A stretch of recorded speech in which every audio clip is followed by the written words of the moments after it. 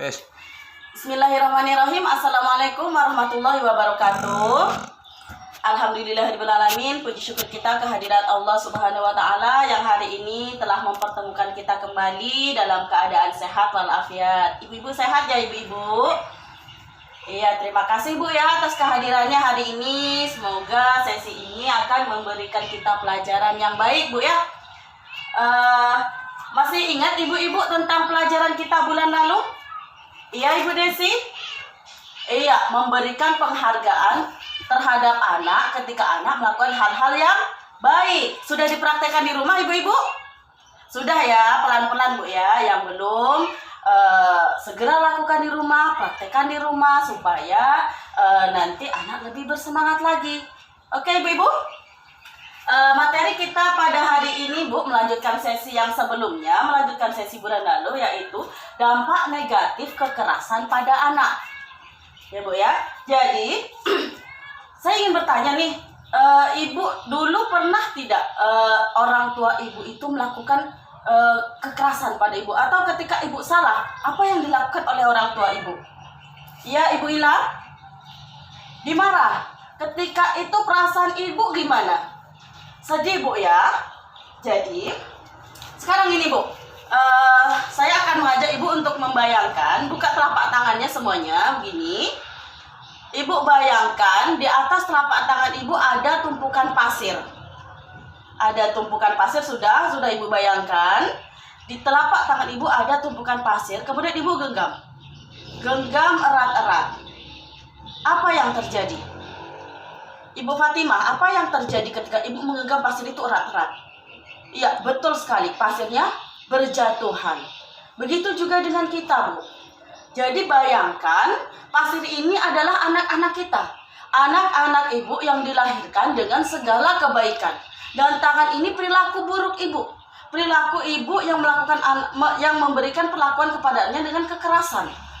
Jadi ketika Ibu menggenggam, semakin keras Ibu melakukan kekerasan kepada anak, akan semakin hilang hal-hal yang baik pada anak. Seperti pasir yang berjatuhan di sela-sela jari. Jadi itu contohnya Bu. Jadi kesimpulannya apa dari cerita ini? Kesimpulannya adalah, bisa Ibu Sri? Iya, kekerasan itu tidak akan menyelesaikan masalah. Bahkan akan menimbulkan masalah yang baru. Jadi ketika Ibu berpikir dengan Ibu melakukan kekerasan kepada anak, anak akan nurut, itu adalah hal yang salah. Mungkin pada saat itu ketika Ibu melakukan kekerasan pada waktu itu, mungkin pada waktu itu anaknya akan nurut. Tapi dampaknya akan sangat panjang. Ya Bu ya.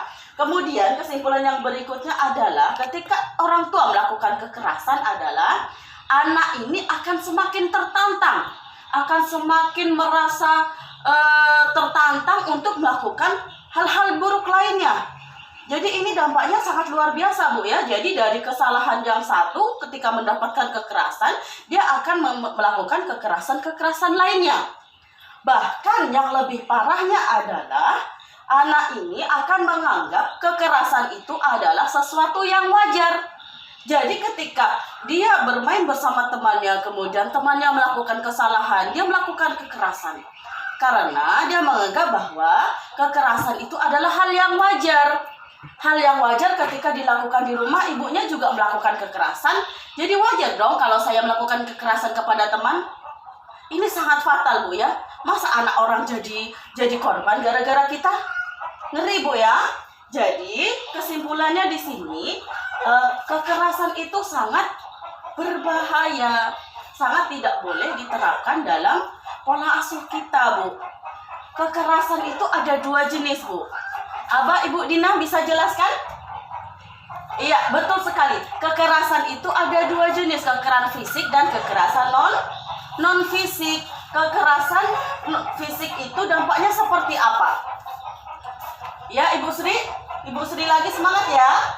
Kekerasan fisik ini contohnya menyakiti anak Bu. Biru-biru, memar, itu kekerasan fisik. Kemudian kekerasan non fisik ada lagi Bu. Contohnya kekerasan non fisik apa Ibu Tia? Iya, memaki. Apa lagi Ibu Tika? Contoh kekerasan non fisik. Membentak lagi.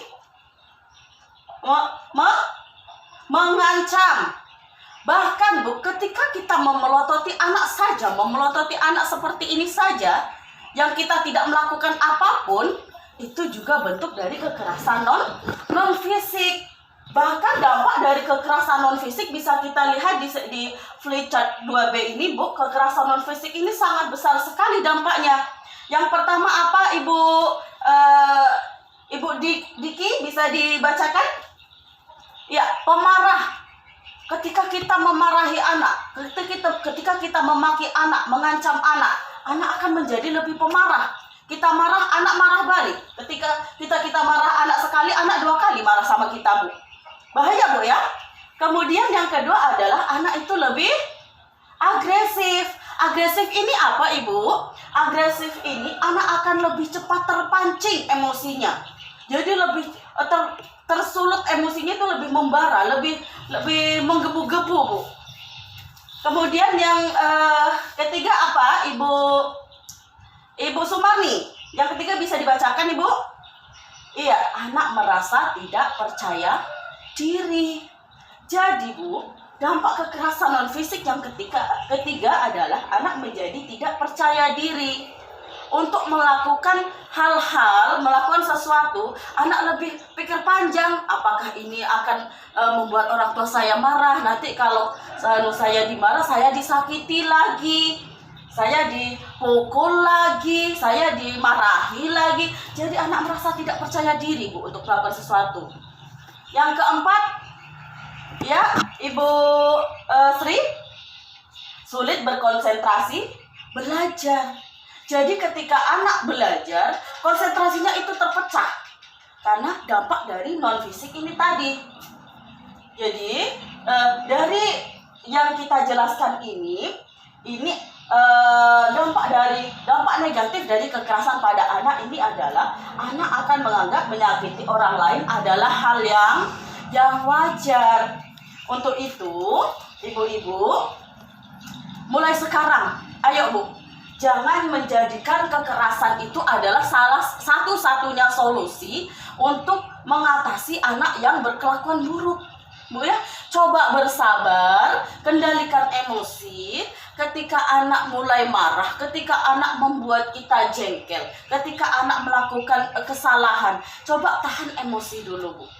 Bersabar, tarik nafas, stop, jangan lakukan kekerasan. Karena mulai hari ini ibu-ibu sudah tahu, ya. Dari sesi ini ibu-ibu sudah paham dampak negatif dari kekerasan itu apa. Makanya mulai sekarang hindarilah kekerasan pada anak. Oke, ibu-ibu bisa dipahami? Ada yang ingin ditanyakan mungkin? Tidak? Paham semua? Oke, kalau paham semua, jangan lupa dipraktekkan di rumah, ya, Bu, Ibu, ya. Yang dipraktekannya bukan kekerasannya, Ibu, tapi cara menangani anak yang nakal tadi. Karena kita sudah tahu dampaknya. Tadi apa, Ibu caranya? Dengan bersabar, tahan emosi, Ibu, ya. Jadi mulai sekarang jangan lakukan kekerasan kepada anak, karena masa depan anak itu bisa tumbuh karena motivasi dari orang tua. Kita harus sering-sering memotivasi anak. Itu sudah kita bahas di bulan sebelumnya, ya, Bu, ya.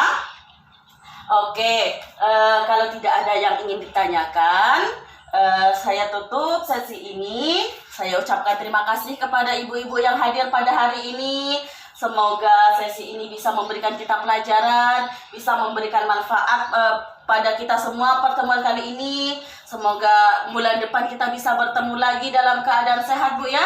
Jadi seperti ini, Bu, ya, hadir dalam pertemuan. Kemudian ibu-ibu aktif, ketika saya tanya ibu jawab, ketika saya bertanya lagi ibu merespon, begitu, Bu, ya.